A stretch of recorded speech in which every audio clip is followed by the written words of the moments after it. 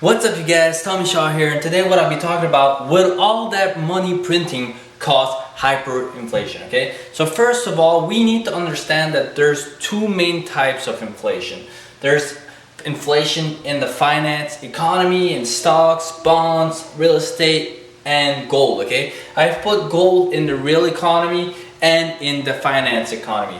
Now let's look at the real economy. Whatever you buy, whatever you go out for service and stuff like that, that's part of the real economy. Luxury items, Lexus, cars, jewelry, and gold. Okay? So the last 10 years, we haven't seen inflation. Why? Because all of the quantitative easing or money printing was going into stocks, bonds, and real estate. There's a bubble in stocks, there's a bubble in bonds, and in real estate. Is it going to pop? Nobody knows. A lot of people are saying that right now we are really close to a global depression, okay, with unemployment that's going up every single week, and this crisis that keeps on going. If it keeps on going, then we might see this bubble pop. But right now what we're seeing is that the Fed is printing unlimited money, whatever the market needs to be supported.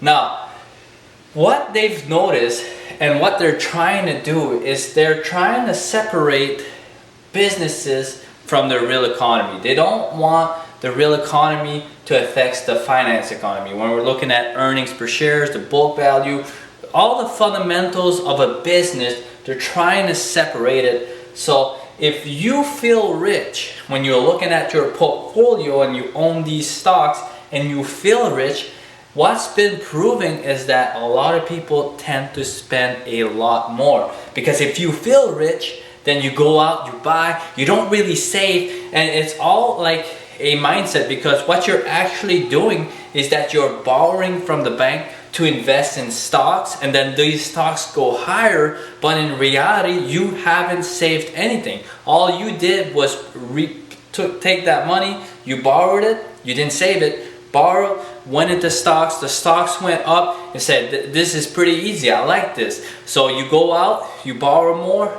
and you spend more, and when you feel rich, you're not really building that real equity, okay? So will there be hyperinflation or high inflation in the economy? Well, there might be inflation in finance economy and in the real economy, because right now they're giving money to everybody. If you have all this money chasing fewer goods and services, what's going to happen is that prices will tend to go higher. But governments and central banks have already admitted that they're willing to keep interest rates low, even if high inflation gets in, even if it's above 1 to 3%. What they're going to do is artificially keep those interest rates low and keep inflation high, because the reasons why they want to do that is because there's two ways to pay off debt. You can pay it off through inflation, or you can pay it off through restructuring or physically paying it off, okay? So, but one of the other ones, if you pay off debt, what happens is that that's very contractive. It's a very deflationary environment, because as soon as you start paying debt, money disappears, and then the assets falls, because when you borrow debt to invest, essentially when you look at the weighted average cost of capital, it brings it down and you're able to extract more value out of an asset. So if you start paying off those debts, then all the fundamentals that back up that value, that net asset value, is going to say, wait a minute, that's not the real value of that asset, so it should be lower, because it costs a lot less to borrow at 2%, 3% than to give a shareholder 10 to 15%. And when you average them out, it essentially increases the net asset value. So they're not going to go to restructure. They don't want to restructure. They don't want to pay off that debt physically. What they want to do is, in the real economy, increase inflation, and that is going to lower the effect or the real value of that debt. And if it's easier for you to pay off debt, then servicing that debt becomes easier, and essentially it's worth less in purchasing value, okay? So the Fed will artificially keep interest rates low, and there will be inflation in the economy. So who is it gonna benefit?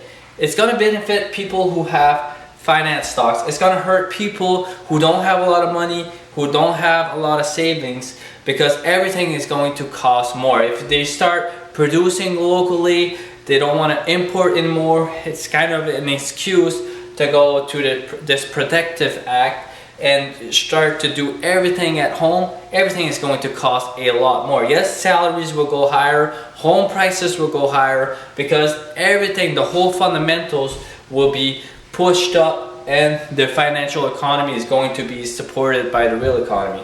Alright, so there's two ways to pay off that debt, and that's pretty much it for today. So remember to like this video, remember to subscribe, and I'll be seeing you on the next video.